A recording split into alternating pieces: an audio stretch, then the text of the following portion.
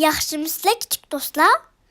Bugün biz birlikte bir yildiki 12 ayning atilishini o'rganib olaylik. Yanvar, fevral, mart ve aprel, may, iyun, iyul ve ağustos, sentabr, oktyabr, noyabr ve dekabr. Bir yildiki 12 aydır.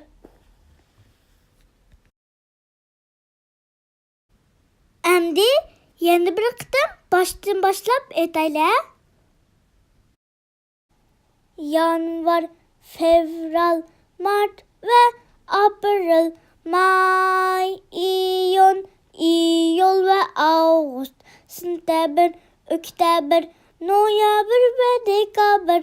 Bir yildiki 12 aydır. Fıkan, endi siz menden sorana. Uyghurcha.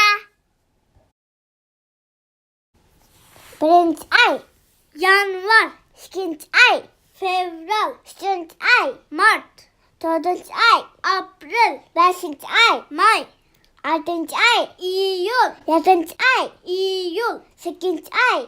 ağustos, Dokuzuncu ay. sentabr, Onuncu ay. oktyabr, 11. ay. noyabr, 12. ay. dekabr. Bir yildiki 12 aydır.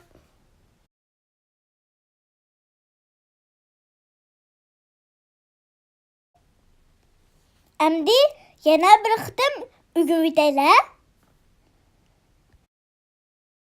Yanvar, fevral, mart ve aprel, may, iyun, iyul ve ağustos, sentabr, oktyabr, noyabr ve dekabr.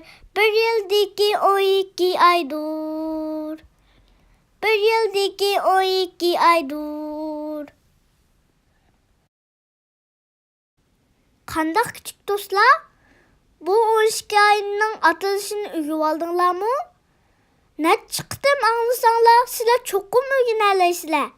Chunki sizlar bak aqlli tutsanglar, undaqda kelar qitim ko'rishaylik. Xayr xo'sh.